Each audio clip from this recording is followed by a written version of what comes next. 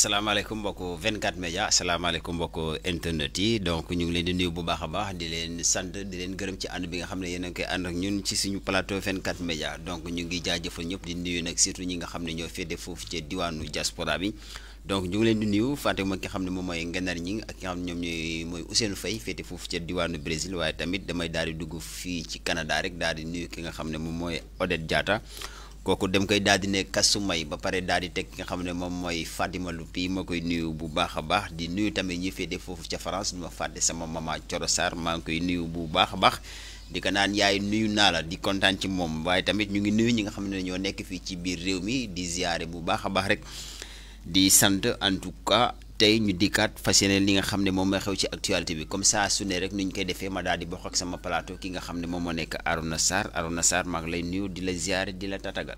maa ngi lay fay bu baax Pape Modou Sène. parce que voilà merci beaucoup. maa ngi lay nuyu bu baax Pape Modou Sène di la sant di la gërëm di sant yàlla bu baax di julli ci yonenteem bu tàdd bi Muhammad sallallahu alayhi wa sallam ñuy nuyu bu baax suñuy internetu biir réew ak bitim réew.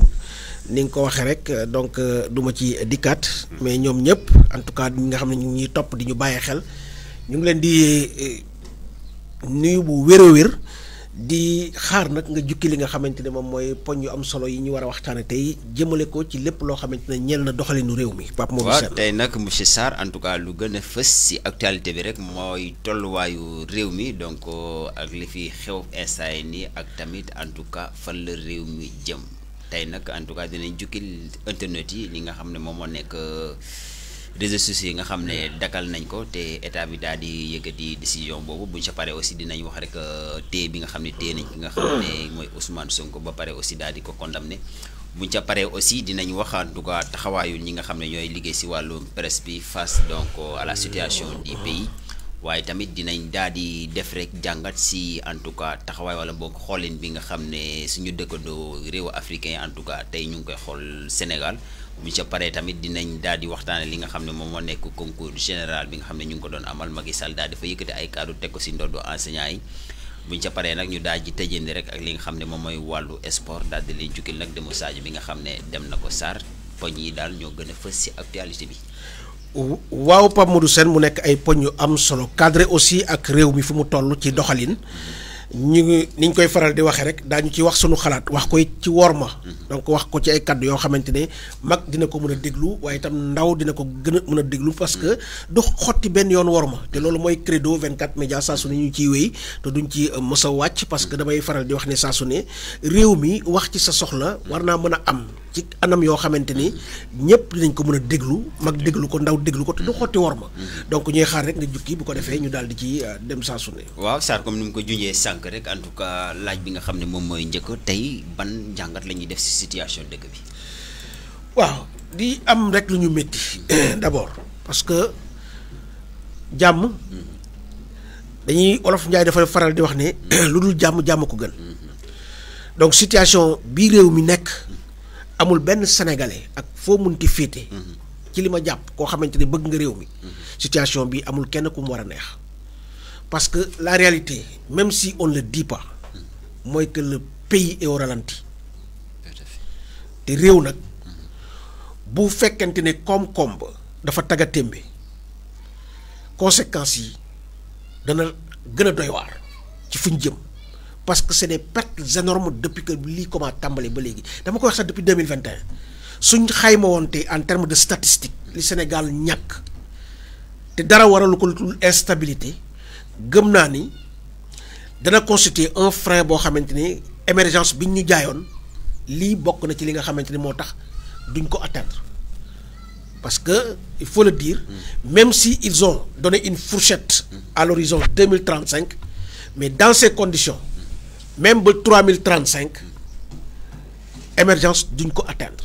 parce que am réew pour mu suqaliku pour mu jóg il faut véritablement mu nekk dans une stabilité mais Sénégal dañuy assister ci li nga xamante ni moom mooy ay crise cyclique boo demee ba nga yaakaar ne réew maa ngi dal mu xëy rek daal di exploser waat parce que bu fekkee rappelé wu nga bi ñu dindee barricade yi que tout le monde avait d'ailleurs vraiment donc ñëpp ko naqarlu woon mais on avait senti un vent de dégel bi ñu dindee barricade yi élargir Birame Souleye Diop élargir El Malick Ndiaye ñëpp seen xel a ngi doon dal ñu ne Macky Sall kat ak ay ñoñam dafa mel ni réew mi bëgg sàkku nañ ci dal ndax bu ñu defee lii jàpp nañ ne kat ñu ngi ci yoon wi pour que réew mi mën a dal malheureusement quelques jours après ñu dégg li ñu dégg as ndaw soo xamante ni elle avait pour mission de suivre en tout cas les moindres mouvements de Ousmane Sonko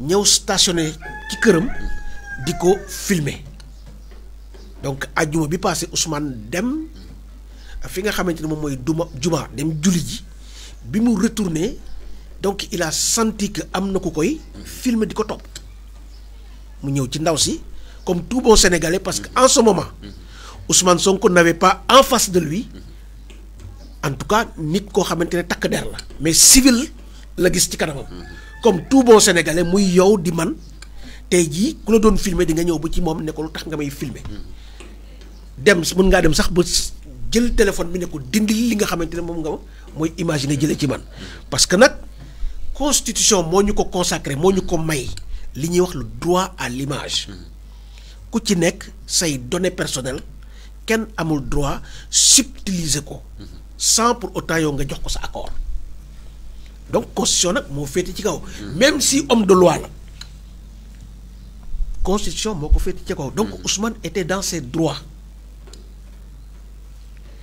fii la yëf yi tàmbale lu jaaxal ñëpp kay xëy na ko gis nañu affaire ki nga xam ne moom moo nekk Adji Sarr jaar na fi jàll gis nañ aussi affaire yi nga xam ne moom moo nekk Mame Mbaye Niang jaar na fi jàll mais lii tolle bi nga xam ne def na ko en tout cas histoire Adji Sarr sax moo gën a garaaw moo gën a pire bii nii mais boobu juru ko waaw xam nga ñii man li ma gëm te jàpp ko mooy c'était planifié et ça c'était juste un prétexte parce que Macky Sall moo bindoo noo xamante ni soo nee du ko def dina ko def tu vois donc il fallait un élément déclencheur parce que bu ñu la nee Ousmane Sonko dafa sàcc parce que le terme vol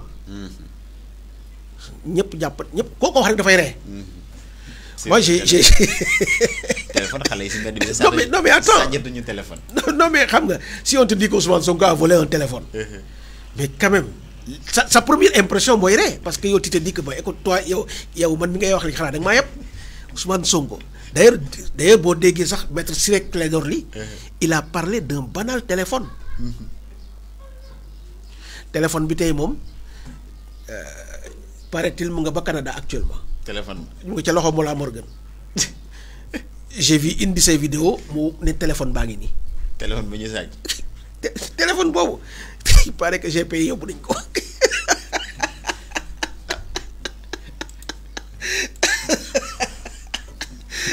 en tout cas Mollah daal gis nañ ko dans une vidéo muy brandir un téléphone ne téléphone baa ngi nii te li nekk ci téléphone bi nag ci li mu wax c'est extrêmement grave te bu dee loolu la on comprend parfaitement li waral ñoom seen agitation bi demaat kër Ousmane Sonko dajjiwaat bunt bi dugg fa di fuye kër gi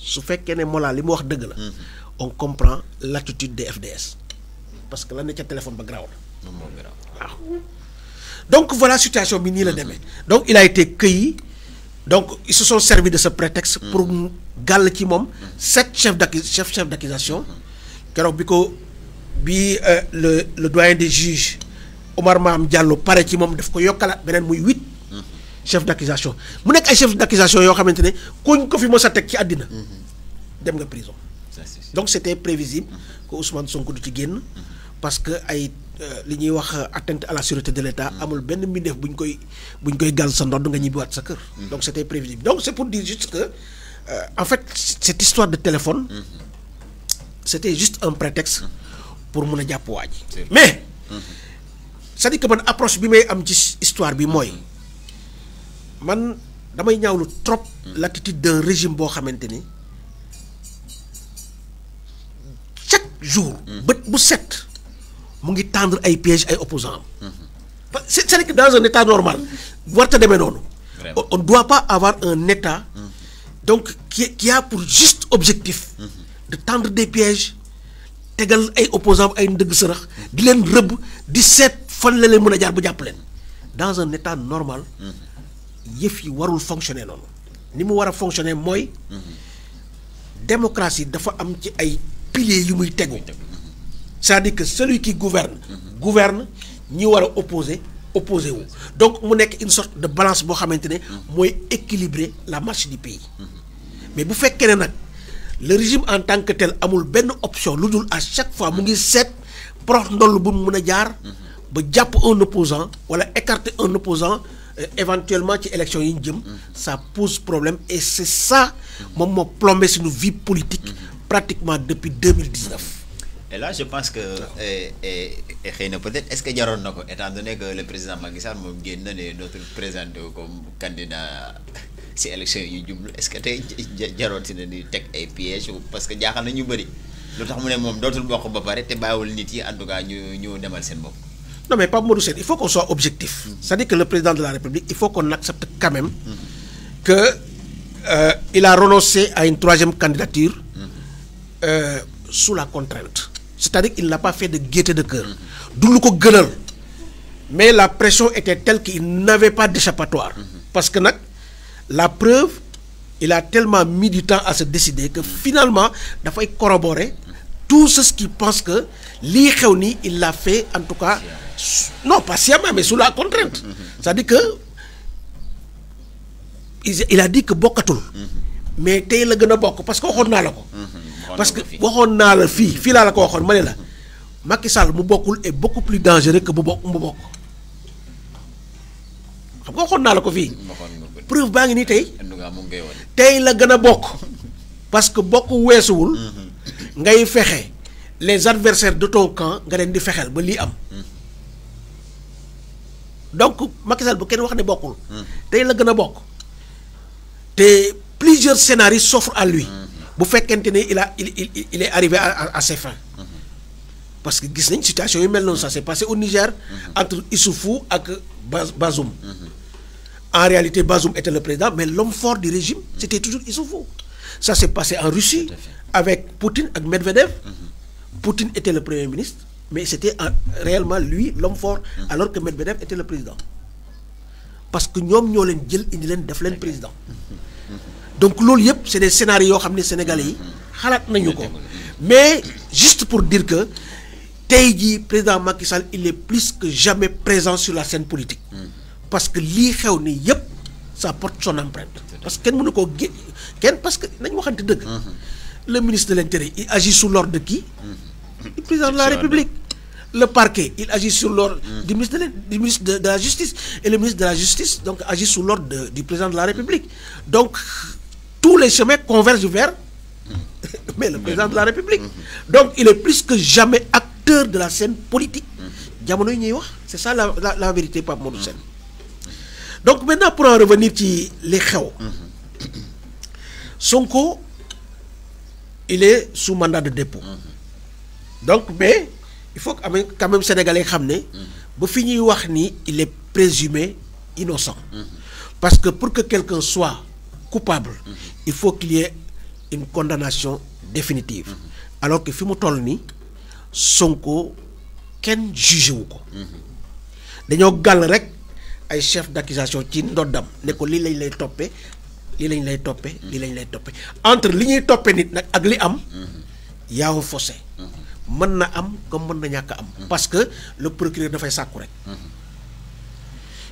il faut nag un jugement un procès et une condamnation définitive pour nga mën a wax ni kii liñ ko doon toppee dëgg la donc loolu amee nag de ce fait il ne pourra pas être candidat mais au moment où nous parlons tey jii s'il y avait une élection présidentielle mais Sonko serait président maintenant les conséquences immédiates wax naa ko il a été placé sous mandat de dépôt après son face-à-face avec le juge d'ailleurs lui-même il avait refusé de répondre aux questions du juge parce que moom ak le juge dañ ko rappeler dañoo am fu ñu jaar bul fàtte ne Omar Maham Diallo ci l'affaire Adji Sarr moo ko entendroon ñëpp yaakaaroon ne il va déclarer un non-lieu procédure bi fay mais mu yóbbu ko criminel ba gis nga li ci xew yëpp kooku encore moo ñëwaat encore jàkkaarloo moom c'est à juste raison que Sonko avait en tout cas décidé de garder le silence. de ne pas répondre parce que wax dëgg yàlla ñu bëri xam nañ ne li ñu koy toppee.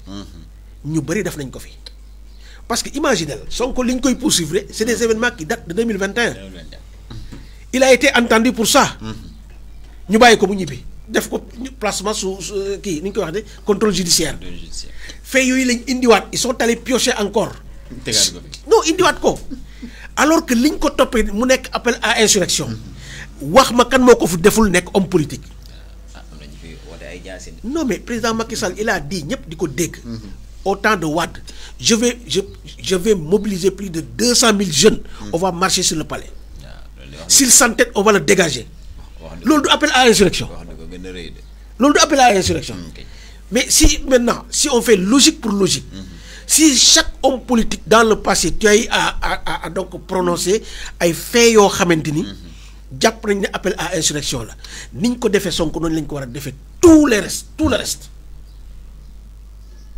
mais malheureusement li xew ci réew mi mooy en tout cas doy na waar ku ma am ndey bi ak ku ma amul ndey sénégalais yi seen xel tey na ci.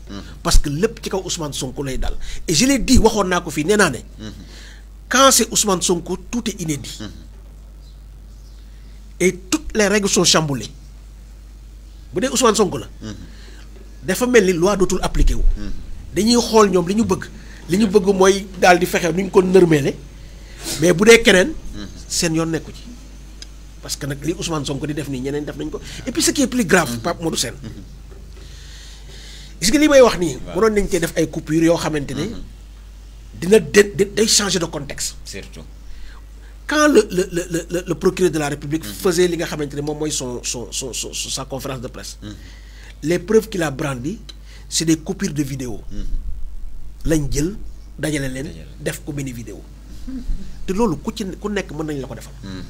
donc c'est pour dire vraiment que le Sénégal vaut mieux que ça te président de la République moom moo doon wax ne. borom caq du xeex ak borom baatu neen. donc c'est-à-dire que ñoom jàmmi réew mi ñoom ñoo ci waroon jiitu les lois qui sont établies dans ce pays ils doivent être les premiers yu war a sàmmante ak ñoom mais ñoom waruñ nekk les premiers yi nga xamante ni ñoom ñoo koy salfaañi. donc dans ces conséquences immédiates il y a le placement sous mandat de dépôt de Ousmane Sonko mais aussi la dissolution de Pastef. dissolution bi nag ñun ñëpp ñoo ko déggandoo parce que au lieu que ñu won ñu le décret c'est un communiqué qu'on nous a balancé un communiqué du ministère de l'Intérieur qui cite le décret et d'ailleurs bu ngeen lire bu baax le communiqué du ministre de l'Intérieur parti bi muy cité du Pastef tey bi parce que entre temps Pastef a changé d'appellation. Tout à fait. mais moom bu njëkk ba moom la fa wax certains nag ñu ngi naan bon ils ont dissous un parti qui n'existe plus. loolu yëpp nekk dans la précipitation yow nee nga dissoudre nga amul kenn ku mën a génne le décret même boo demee au journal officiel tu ne verras pas le décret. alors que dans les normes décret fi war na fi génn. non décret dafa war a génn accessible ku ko bëgg a gis ko. deuxièmement bu fekkee da ngaa dissoudre un parti il faut envoyer une notification. mais ñoom ils n'ont pas reçu de notification. et dans la précipitation les forces de défense et de sécurité sont parties dans les différentes. les sièges di dindi li nga xamante ne moom mooy les effigies les meubles def nañ ko à Louga def nañ ko Dakar def nañ ko feneen alors que le parti en tant que tel n'a même pas reçu de notification yuy wone ne seen parti bi kat bokkatu gis nga fi ñu toll ci réew mi te xam naa ne un parti politique ku dem lire su ma juumul l'article 4 de la Constitution dañ ko fa wax de façon très claire anam yi nga xamante ne ci la ñuy dissoudre un parti politique. Je sais pas si c'est l'article 4 mais il faut encore vérifier je vais encore vérifier. Un parti politique pour nga dissoudre ko dafa am ay critères yu ñu teg. critères bu dajee nga am la possibilité de dissoudre un parti moo tax ma ne la. man li ma gëm mooy Pastef n'est pas dissous. Ça c'est sur le plan administratif mais si on prend maintenant. Du point de vue, en tout cas, ce que Pastef représente dans l'échiquier politique, ce que Pastef représente au sein de cette jeunesse. dama gëm ne ñoom ils n'ont pas compris ce que c'est que le Pastef. ci li ma gëm. parce que Pastef boo koy jàppee. parti politique juum nga. c'est pas un parti politique. mais c'est-à-dire que nekkin la état d'esprit la. moo tax yaakaar ni dissoudre le Pastef mooy tax nga briser cet élan. c'est mal connaître cette jeunesse. nga xamante ni wax naa ko sànq. c'est un processus irréversible. vers un en tout cas ni ma la ko mën a expliquer un autre Sénégal. parce que loolu la xale yi gis donc mënuloo boo dissoudre Pastef mënuloo xar xolu xale yi génne fa Ousmane Sonko. et il a le mérite Sonko. le mérite qu'il a c'est d'avoir fait beaucoup de Ousmane Sonko. c'est des milliers de jeunes qui s'identifient à lui. c'est ce mérite-là qu'il a. donc lii mooy lii xew ci réew mi ba tey jii ñuy wax Ousmane Sonko mu ngi actuellement détenu à la prison de Sébikotane ñuy wax au passage que depuis ça fait je crois 4 jours qu'il observe une grève de la faim, même si les responsables de Yewwi lui ont demandé de suspendre sa grève de la faim. mooy jour bi ñu ko kiyee bi ñu ko notifié en tout cas donc son placement sous mandat de dépôt parce que gars yi jot nañ ko gis ñoom ndeysaan comment il s'appelle te moom yaayam Girassi ñoom ay dambo Girassi même il pleurait. Girassi parce que c'est-à-dire que liñ teg Ousmane Sonko moom dafa dem ba mënatu ko supporter. il a versé des larmes là-bas. parce que affaire bi daf ko métti c'est Ousmane ci boppam moom moo ko doon wax. yow ay dambo sax moo la gën a dëgër. tu vois donc c'est pour te dire que ils ont devant eux un homme qui s'est préparé en conséquence. ci lépp loo xamante ni fas nañ koo def. tout à fait. donc loolu daal mooy la situation bu ñu ko doon tënk. de façon globale Pape Modou. donc maintenant nag on peut parler des conséquences maintenant de son placement par rapport donc ni ko xale yi gisee voilà. waa acca le temps que nga peut-être nga souffler rek en tout cas ñu daal di dikkaat si conséquences yooyu nga xam ne en tout cas moom la war a mën a jural kii askan bi. waaw xam nga li nga conséquences yi. nous sommes en train de le vivre depuis le vendredi.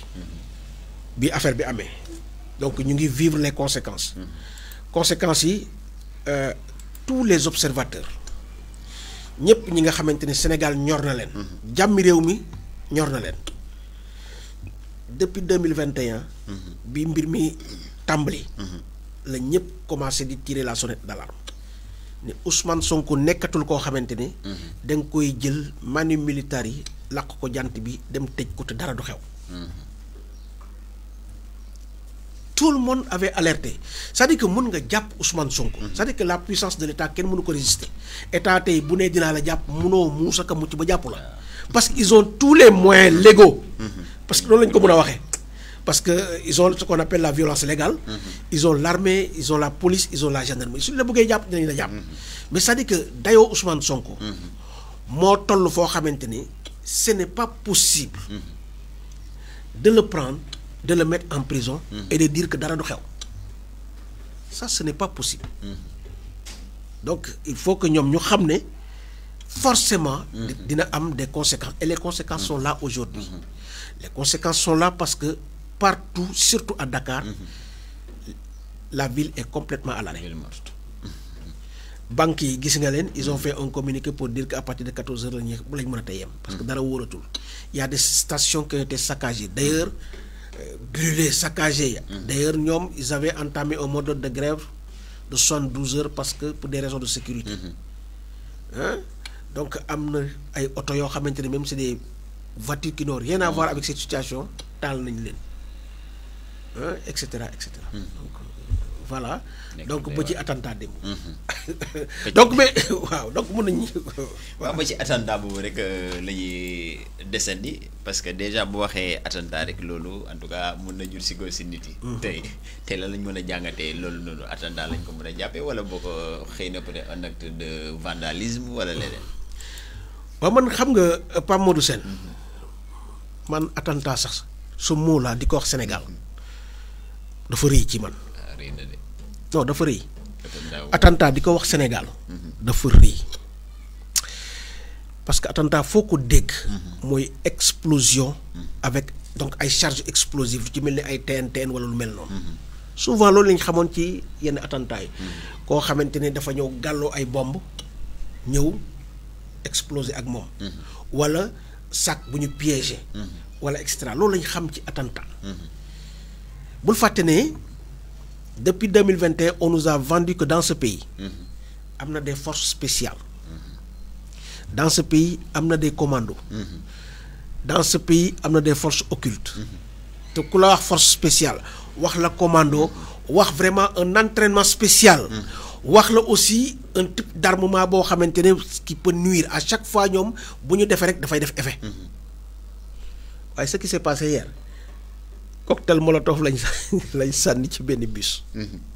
cocktail molotov est-ce que force spéciale vraiment on doit réduire les forces spéciales sénégalaises à des cocktails molotov. ñàkk nañ ay ngànnaay de. man de c'est vraiment c'est-à-dire que aussi il faut pas motu seen c'est-à-dire que il faut aussi quelque part que ñu jox nit ñi cër. qu'on nous donne beaucoup plus de respect parce que nag yàlla def ñu bind jox ñu ay xel. ñu mun a xool mun a gis. gis nga boo dégloo le chauffeur. même dans sa façon de relater les faits. benn boo ko xoolee rek tu sens quelqu'un qui n'est pas choqué.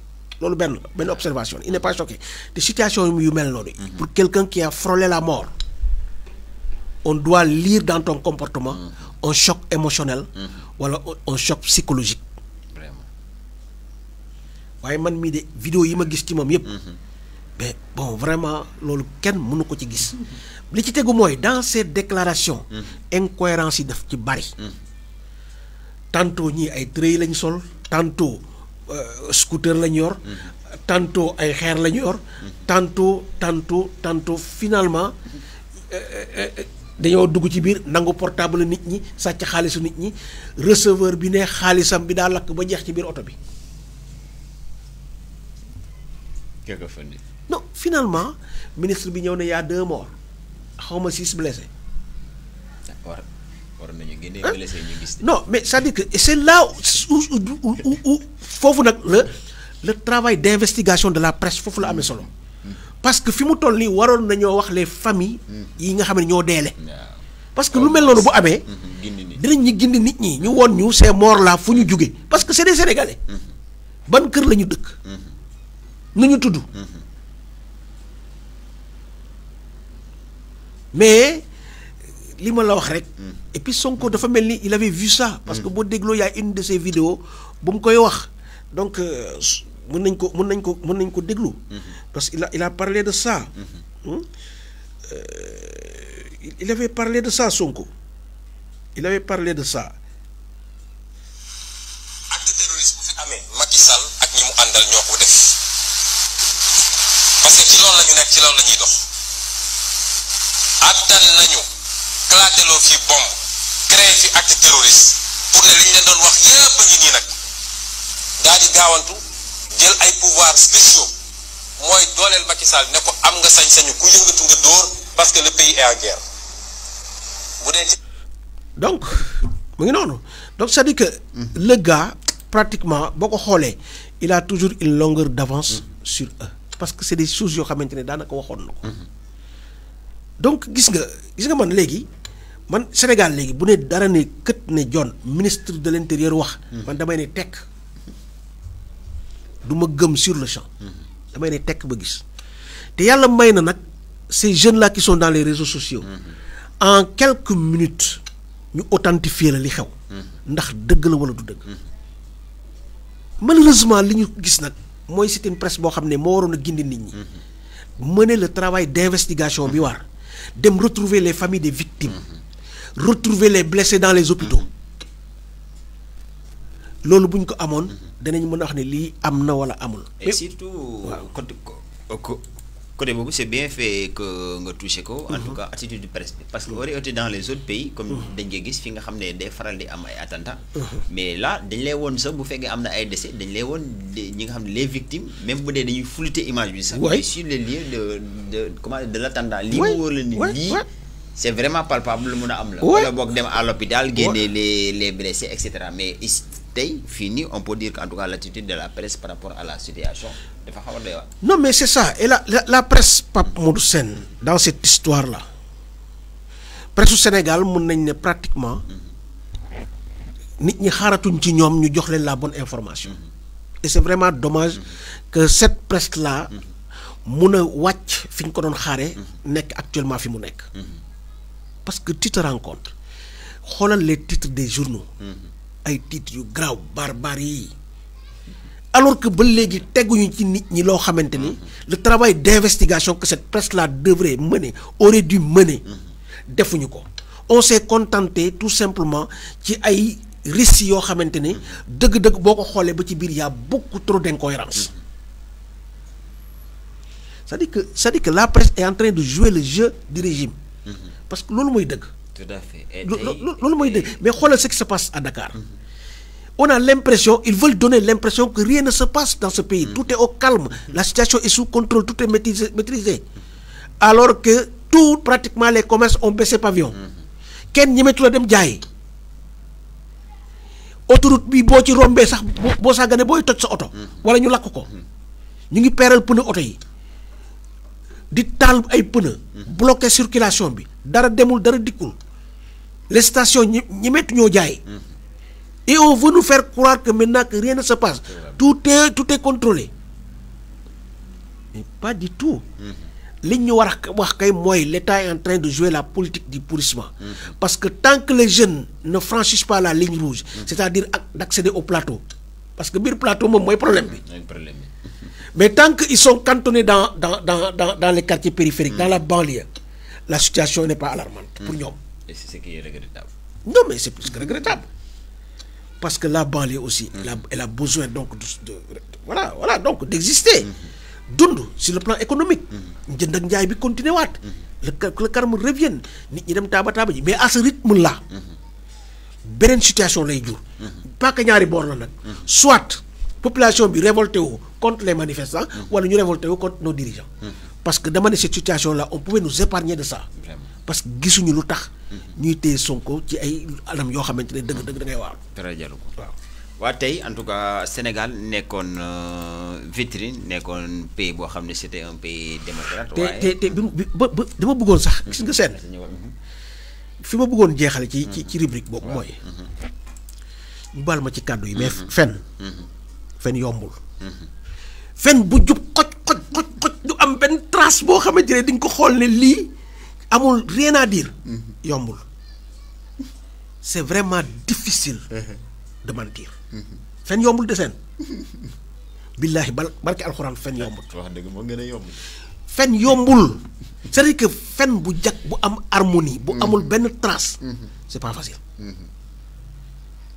mënut a facile sax parce que bi ñu laajee yonent bi ne ko ndax jullit dina njaalo mu ne la waaw ñu ne ko jullit dina def lii mu ne waaw jullit dina def lii bi ñu yegsee ba ci fen ñu ne ndax jullit dina fen mu ne leen déedéet kon xam nga ne fen mënut a yomb mukk yomb de donc xam nga nag fi ma jëm taxawal foofu jartul ngay jàll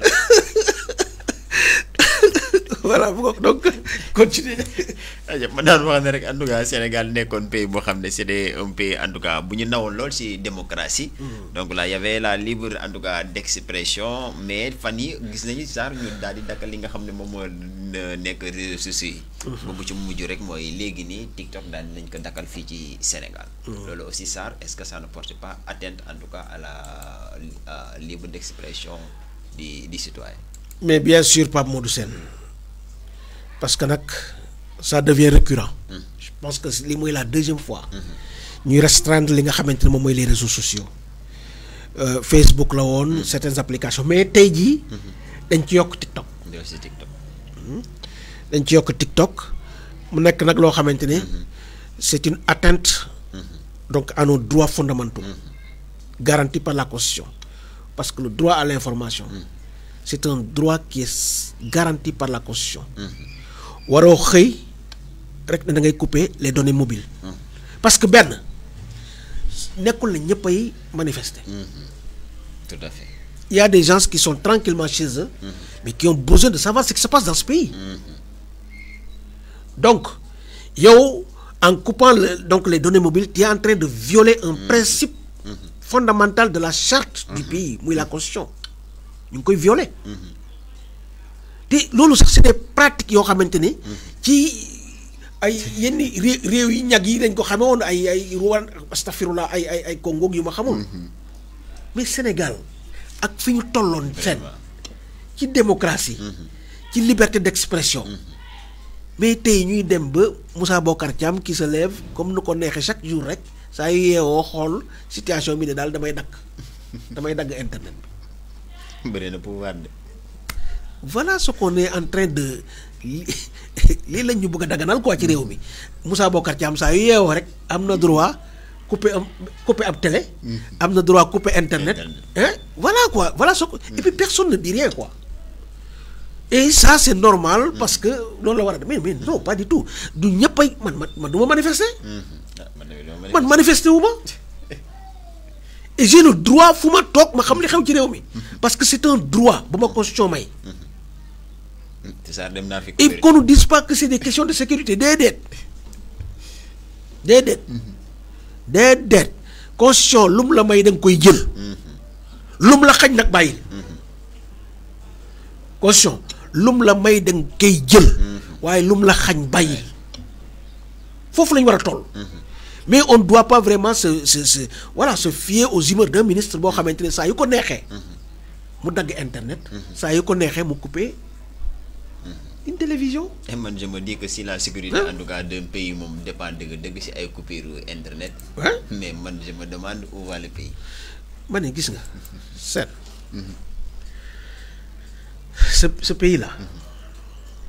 seen li ci yàqu dafa bari. nga li ci yàqu. dafa bari te gis nga des fois je me dis que il faut que ñuy respecter sax nos FDS même si gis naa ne fi mu toll nii dem nañ ba askan bi beneen bët la leen di xoole te loolu yëpp dara waralu ko wuludul di def le jeu d'un régime. dama ni gis nga lii nga xam ne moom la ñuy wax ay attentat seen attentat du caaxaan. il faut pas qu'on joue avec bu ñu jaay nit ñi une peur. il faut nous vendre la peur. installer la psychose. installer une psychose. non parce que on doit quand même respecter li nga xamante ne moom mooy notre armée nationale. qui veille à la sécurisation du territoire national. fii ay forces spéciales ak yu ma xamul mënuñu fee dugg. parce que notre armée nationale. elle a toujours su sécuriser notre pays. te d'ailleurs déggoon nga leen seen sortie bi ñu fi mësoon def. pour wax ne y a pas de terroristes au Sénégal. mais par respect à cette armée mais ministre bi warul taxaw vraiment di wax yenn yi. gis nga xale yii di manifester ñoom ñoo kagulewu rek. non dañu waxante dëgg neexul xale yii di manifester ni nga gis ni ñuy baari tali yi di lakki pëna ñoom ñoo kagulewu rek. ñoom ñoo kagulewu parce que mais les rues de Dakar infestent de caméras. bu ñu kagulewul ils seront tous piqués comme je ne sais pas moi def quand même mais yow itam ni xeexkay bu ñëwee ku ci nekk sa stratégie nga yor. xale yi li ñu am. mooy kagulewu bu kenn du leen xàmme. te bii sax nekkul bu parce que durant les manifestations passées taal nañ fi ay oto dem nañ ba kër ministre ab ministre. mais bee moo gënoon a garaaw sax. te du benn oto. bee moo gënoon a garaaw. mais moo gënoon a garaaw donc vraiment man dama ne il faut pas qu'on joue avec les mots faut pas qu'on nous vende la peur. faut pas qu'on essaye d'installer une psychose. alors que loolu yëpp newu fi. loolu yëpp newu fi li ñu war a def mooy. cette situation qui est là cette patate chaude. nga xam ne mooy Ousmane Sonko. nañu xool ni ñu dénouer situation bi. parce que Ousmane Sonko. vouloir le mettre en prison et dire que rien ne va se passer. que nous allons organiser des élections tranquillement sans lui. yàgg naa laa wax ne loolu. c'est vraiment aller vers l'aventure. parce que gis nga Sénégal yaatu na Ndakaaru yaatu na. mën ngaa am ay forces de défense et de sécurité ñoom xam naa ne ndeysaan sonn nañu. man vraiment man bu ma leen di xoolee dama leen di yërëm. seen lii ñuy gàlloo rek. leer na ma ne mot na 20 kilos. nga nar koo sol suba ba ngoon jot. gàlloo ko di daw. des fois c'est sous la pluie. avec cette chaleur là. mais ñoom aussi jar nañoo yërëm parce que ay doomu réew mi lañ. bu ñu dindee seen tenue yi ci ay kër la ñuy dugg. dem nañ nag ba jaxasale nag xale yi ba bi certaine animosité moo dox seen diggante alors que ñoom ñëpp c'est des frères ay doomu Sénégal lañu. donc loolu la c'est-à-dire que il faut que les gens se reviennent à la raison. lu jeex dafay jeex yàlla sàkkut lu dul jeex yàlla sàkkul lu dul jeex yonent bi moo nekkoon gën gi mbindeef moo ko doon ba tey jii te terewut ba mu waree dem suñu borom daf ko jël te ba mu koy jël sax c'est dans des conditions très difficiles parce que dem na sax ba wax malaayika bi ne ko laajal ma ko ndax dafa bëgg a toogaat nga xool yërmande bi suñu borom amoon ci moom ñeewantal bi mbëggeel bi mais terewul ba mu waree dem dafa dem kon lépp lu fi nekk rek dafay jeex nettali bi moo am solo il faut que les gens se reviennent à la raison yàlla sàkku fi nit koo xamante ne buur ngay doon ba faaw mënul nekk avant lui il y avait des chefs d'État Senghor est passé il est parti Abdou Diouf est passé il est parti Abdoulaye Wade est passé il est parti ce flambeau là nit doo mujjee puso mu réer ci say loxo le Sénégal n'a pas besoin d'être plongé dans un chaos et à ce rythme là on ne sait pas où est-ce que ces jeunes là vont s'arrêter quand est-ce que ces jeunes vont s'arrêter. Très bien tey gouvernement bu demee ba resteen li nga xam ne moom moo nekk les réseaux sociaux là foofu aussi mun nañu wax ne en tout cas nguur gi lan la si jublu. mais lim ci jublu c'est très simple. gis nga cette situation bu continuer on va tout simplement arrêter l'internet au Sénégal. parce que ñoom jàpp nañ ne le seul moyen de communication de ces jeunes. c'est les réseaux sociaux. yàlla leen ko baax moo leen ko fekkele nag. parce que amoon na ay jamono. les événements de 88 amoon na fi. avec Abdou Diouf. il y avait pas de réseaux sociaux. mais pourtant il y avait beaucoup de casse. Et avec Wade aussi les réseaux sociaux n'étaient pas aussi développés. avec Wade les réseaux sociaux n'étaient pas aussi mais nag ma fi yaa kàcc nag ci Macky Sall dikkee. la toute puissance di nu ñu koy waxati sax donc nu ñu koy waxati sax di kàcc xaw ma nu ñu koy waxeeti moom la ko yàlla séddee. na ko nangu te xam ne il a face de lui une jeunesse digitale boo xamante ne wax dëgg yàlla donc les moyens de communication dañu développé. donc moom loolu mënu ci dara. s'il pense que c'est en restreignant donc li nga xamante ne moom mooy les réseaux sociaux qu'ils vont arriver à leur fin mais c'est peine perdue. c'est peine perdue donc xale yi ni ma leen gisee. dëgg-dëgg ils ont des moyens de contournement parce que fi mu toll nii. ils sont en train donc de voilà ñu ngi connecté wu de ñu ngi connecté wu c'est une jeunesse digitale. Vraiment. donc mais réseaux sociaux yi moom dañ ko bàyyi. parce que man am na benn affaire boo xam ne bëggoon naa ko ci. bëggoon naa xam. quelle est la position de la Sonatel. de Free ñu bàyyi ma ci publicité bi. Free ak yeneen en tout cas opérateurs yi.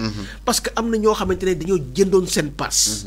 pass bi dañ lay wax ne c'est pour 48 heures c'est pour 24 heures c'est pour une semaine léegi pass bi nga jënd.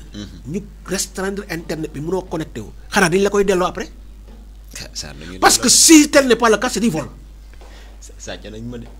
non mais c'est du vol parce que yow mënoo jënd sa pass consommé woo ko parce que tout simplement il y a des mesures restrictives mu jeex ci biir dama yaakaar ne si on ramène encore l'internet dañ la war a delloo say données.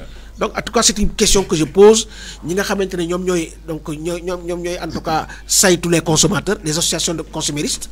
les associations consuméristes ñoom nañ ñu wax exactement quelle est en tout cas la position à adopter. donc par rapport à ça. waaw. bon Sarr sànq ma ko doon wax rek Sénégal nekkoon en tout cas dëkk boo xam ne newoon nañ ko lool mais tey en tout cas dëkk yu ñu wër yëpp. en tout cas ils ont le regard tourné sur nous tey mën nañ wax ne ban gis-gis wala ban xoolin la suñu dëkkandoo yi di ñu xoole tey fii la situation. Pape Modou Sène boo bëggee dégg-dëgg. le Sénégal c'est la risée du monde. le Sénégal. c'est la risée du monde. et je vais te dire quelque chose aujourd'hui. gis nga ce vent de changement qui souffle en Afrique. parce que du Sénégal li xew nii. du Sénégal sëñ bi du Sénégal de. Regarde ce qui s'est passé en Guinée. Regarde ce qui s'est passé au Burkina. Regarde ce qui s'est passé au Mali. Et aujourd'hui, c'est le Niger. Donc c'est pour te dire que c'est un vent de révolte africain. boo xamante ne du fi bàyyi kenn ku yaakaar ne tu vas échapper à ce processus irréversible yaa ngi nax sa bopp. ñi nga xamante ne ñoo intelligence. les chefs d'État qui sont intelligents di lire. ils doivent s'adapter à la nouvelle donne. mais bu fekkee ne da nga bëgg a taxaw continuer la nga doon continuer nekk un valet de la France l'Élysée moo la gën a xam ne y a quelque chose qui s'est déclenché en Afrique parce qu'ils ont commencé à perdre beaucoup de précarés. Ils ont perdu la Guinée. Ils ont perdu le Mali. Ils ont perdu le Burkina. Gis nga li xew au Niger. Les jeunes sont allés saccager l'ambassade de France fallait à Niamey. Waaw foog naa noonu la de la capitale c'est Niamey. Hein? Ils réclament le départ des Français. Alors que le contingent bi nekkoon au Mali bi ñu leen génnee Mali Niger la ñu dem. Actuellement ñoom ñu ngi demander à ce que ñoom ñu dem. Donc c'est pour te dire que ça c'est un vent de révolte sur le plan africain te kenn du ci mucc. Kenn du ci mucc. Kenn du ci mucc. Sénégal nag de démocratie modèle, de vitrine de la démocratie africaine. Maintenant, on a atteint le fond. Ça, il faut le dire. Moi, je suis la presse, en tout cas africaine, surtout ouest-africaine. damay déglu seen plateau yi. Mais boo leen déggee da ngay xam ne wax dëgg yàlla. ñoom ñoo ñu gën a xam li xew Sénégal. Maintenant lu musutoon am ngay gis li xew Sénégal di tourner en boucle sur les chaînes de télévision européennes mais également sur les chaînes de télévision africaines loolu dafay wone rek ne Sénégal am na en tout cas niveau bu mu nekkoon te wàcc na fa de sorte que tout ce qui se passe dans ce pays est scruté à la seconde près li ma doon wax sànq nag mooy mujjee puso mu réer ci say loxo loolu la ñu bëgg a loolu la ñu enfin loolu moo fi bëgg a am. gis nga ndeysaan maa ngi seetaan benn émission ci benn plateau de télévision. ci en tout cas benn pays bu ñu jege. muy wax ci li nga xamante ni moom moo xew diggante bi ñu demee au sommet de la Russie. Parce que sur 55 États africains. La Russie a réussi à faire venir 49. kon xam nga daanaka Afrique moo fa nekkoon ci ñoo xamante ni boo ko seetloo Europe lañ gënoon a jege moo tax européen fi mu toll nii l'Europe est dans tous ses états la France est en train de manœuvrer def le tout pour conserver le peu qui lui reste en Afrique parce que on agite même l'idée d'une intervention militaire pour ramener en tout cas l'ordre constitutionnel au Niger. Dem nañu ba ils ont suspendu l'aide bi France doon jox Niger. Le Niger aussi a appliqué la réciprocité. Ils ont suspendu seen exportation en or et en uranium. Xam nga France la vérité mooy la France ne produit absolument rien. France amul dara. Toutes les ressources yi nga xam ne ñu ngi koy transformer Afrique lañ koy jëlee. Donc on comprend pourquoi la France fi mu toll nii di manœuvrer di def le tout ba li ci jot a dese en Afrique mu conserver ko muy le Sénégal la Côte d'Ivoire et cetera te gis nga le putsch la nga xamante ne Mohamed Bazoum dañ ko def au Niger ñu ngi naan boo la France ñu ngi activé pour génne Bazoum mën ko kii mais gis nga la France yoonam nekkul ci Bazoum ces états là n'ont pas d'amis ils ont des intérêts bu leen wóoree ne Bazoum mii buñ ko toppee dinañ ñàkk li am Niger ils vont négocier avec la junte c'est ça la vérité donc pour te dire que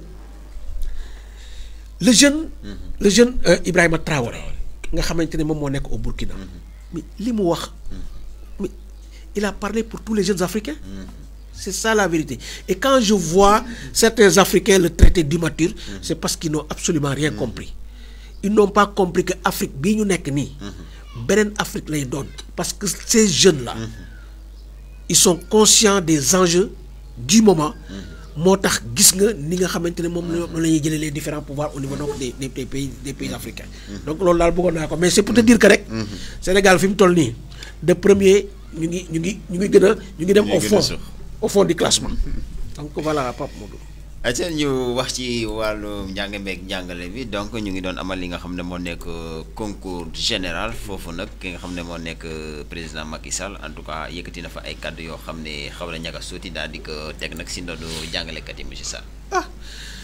président Macky Sall boo buggee dégg dëgg moom ses relations avec les enseignants n'ont jamais été au beau fixe. waaw mu mel ni nag. Et pourtant des fois dafay fàtte. Parce que boo rappelé en 2012 bi muy door a ñëw. il nous avait demandé de suspendre la grève parce que jamono boobu grève bu tar moo fi amoon ci Wade. On avait complètement paralysé le système éducatif. Mais les enseignants ont voté en masse pour Macky Sall ñoo ko fal.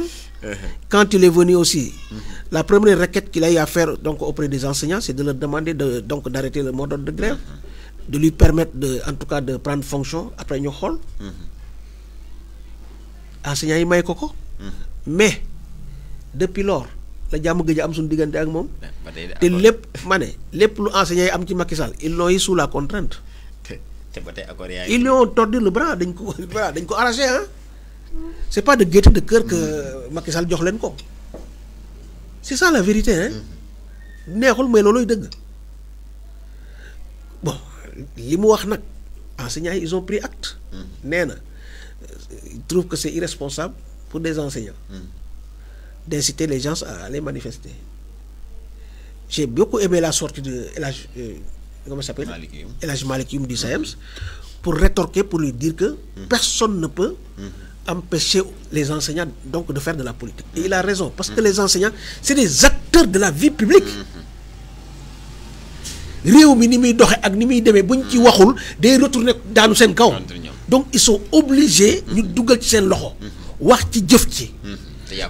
li bon nag mooy dem ba sa biir classe di fa politique. Mais boo génnee sa classe nag tu es un citoyen comme les autres.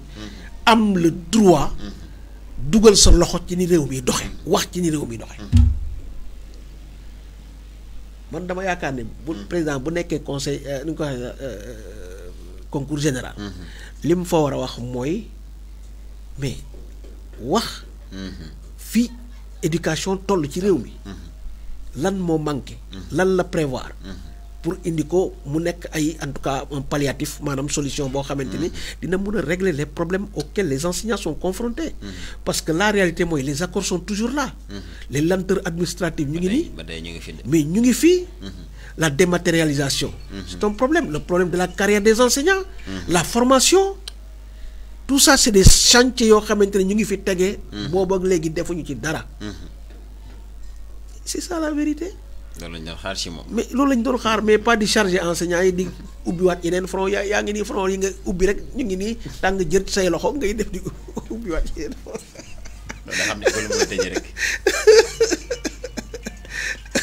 daa xam ne école la tëj. waaw daa xam ne école la tëj mais enseignants yi de ku leen soog dañoo dem vacances rek enseignants yi ku leen soog dañoo dem vacances waaye bu ñu ñëwee ñoom seen caabi lañ yor bu gisul lu ñu xam tëj école bi. dem toog jàmm seen ñaam kenn du la jëli sa kër. waaw yow déggoo li ma la wax. acca ñu daal di terminer rek si wàllum tàggat yaram boobu nag en tout cas poñ bu gën a fës mooy en tout cas demu Sadio Mané bi nga xam ne Sadio donc quitté na ko foofu ca Allemagne daal di dem nag fi nga xam ne foofu nekk Arabie Saoudite sax. waaw donc finalement le long. parce que épisode bu gudd la woon. gudd trop. nit ñi demoon nañ ba affaire Sadio Mané def dañ cee maarati woon sax Sadio Mané Bayern dafa demati woon ba sàppi nit ñi. Vraiment. waaw franchement. Et je pense que quand même le Bayern c'est un club la boo xamante ne. seeni dirigeants ils sont pas sérieux. Parce que vouloir tout simplement faire endosser Sadio Mané les mauvais résultats du Bayern saison bi passée. C'est faire preuve vraiment de lâcheté quoi man ni ma ko gisee. Parce que les performances d'une équipe c'est tout un groupe. Mais on mënuñu seppi Sadio Mané rek bëgg a wax ne c'est lui qui est à l'origine donc des déboires du club la saison passée. ba tax ñu manqué ko de respect à ce point. Bon loolu nag dafay am ci carrière léeg-léeg tu fais un choix. te du doon le bon. loolu moo dal Sadio parce que bi muy choisir le Bayern ce sont beaucoup de Sénégalais ñoo ko doon wax ni. mais c'était un bon club il faut y aller. Mais des fois comme ni ma wax rek tu peux faire un choix espérant que vraiment choix boobu mooy li gën. mais en réalité mooy choix bi te tout est parti de sa blessure quoi. Donc je pense que fi mu toll nii aller en Arabie Saoudite ci club bi ñuy wax Al Nassr. Je pense que c'est la meilleure solution c'est le meilleur choix que Sadio puisse faire. Eu égard à son âge. parce que nag il a dépassé la trentaine. loolu d'abord ci un joueur professionnel. ça pèse d'abord. mais aussi. qu'est-ce que Sadio peut gagner encore. mais rien du tout. Sénégal contrat bi mu amoon ak Sadio remplir na ko. indil nañu Coupe d'Afrique. Sadio il est double ballon d'or africain. mais Sadio mënatul gagner leneen. parce que je vois mal Sadio Mané yaakaaruma ne wax dëgg yàlla. pour le moment suñuy ambition dem na ci gagner coupe du monde pour le moment. yaakaaruma ko. ballon d'or européen Sadio Mané. mënatu ko gagner. parce qu'il y a de jeunes loups qui sont là ñoom Haaland ñoom Mbappé. te imagine Mbappé tey bu génnee Paris Saint-Germain dem fi nga xamante ni mooy Real. il a de fortes chances de remporter le ballon d'or. Haaland. il a de fortes chances de remporter le ballon d'or. donc c'est pour te dire que vraiment c'est le meilleur choix. et puis aussi Pape Modou Sène 40 millions d'euros du caaxaan nag. plus de 2 milliards 183 millions par mois. par mois waaw. 2 milliards 183 millions. da koy fay ko par mois. yow 2 milliards par mois kay loolu kay bambal yëpp mën nañ cee dund. je pense que daal c'était le meilleur choix quoi. dëgg yàlla voilà c'est ça. kon mu nekk rek poñ yi nga xam ne moom la ñuy indiloon suñu mbokku internet yi Sarr looy tàggu. waaw mais di la gërëm rek di la sant ci li nga xamante ni moom mooy wax dëgg yàlla jàkkaarloo bi. ñuy wax ne rek Sénégal dañ ko bëgg ci suñu xol. ndax amuñu leneen lu dul réew mi. lii fi am nii du lu kenn souhaité. te s'il faut pointer du doigt la responsabilité de chacun dans tout ça président Macky Sall la ñuy wax. bu ko neexoon tey lii yëpp jeex. et je répète encore une fois gis nga téléphone lii jóge ci téléphone bi ce téléphone là va nous coûter très cher. un banal téléphone qui va embraser tout un pays. Vraiment. Je pense que c'est pas pour des dirigeants yoo xamante ne bëgg nañ seen réew. parce que nag gis nga ñoom. Pape Modou ñii Sénégal def leen a defal lépp. bëri na ci ñoom ñoo xamante ne boo leen waxoon ne tey jii di nga dawal des véhicules de dernière génération. dëkk ci kër gu luxe. am la possibilité yóbbu say doom ñu dem bitim réew. di fa jànge yow sa jëmu bopp nga am passeport diplomatique fu la neex dem. am garde corps Sénégal yoral la loolu yëpp bëri na ci ñoom tey ñoom man gis naa ñoo xam ne boo leen ko waxoon ñu weddi. donc réew mi dafa wàccoog ñoom. mais loolu la nga xamante ni réew mi moo leen ko defal. mu nekk l'argent du contribuable muy sa xaalis sama xaalis keneen ak keneen. le paysan qui est à Tataguine. le paysan qui est à Thiaré Ndiargui. seen dëkk sax nu mu tuddati. Diatmouri. le paysan qui est à Diatmouri. ñoom seen alal boobu lañ jël jox leen ñoom ñu ciy dund donkaasi gi. waaye war nañoo rus. réew mi tabbi ci guuta. jaare ko ci ñoom. Vraiment. ñoom dañoo am obligation. bàyyi réew mi ci jàmm te nag lu dul jeex amul. te ku fegal da nga war a xam ne fegal nga. waaye du ma bokk waaye diw du bokk. loolu kat xel nanguwu ko. donc yàlla indiwaat jàmm ci réew mi. yàlla delloosiwaat xel yi. lépp lu ñu fi wax rek. mu nekk lu rafet ndimbal sunu borom la.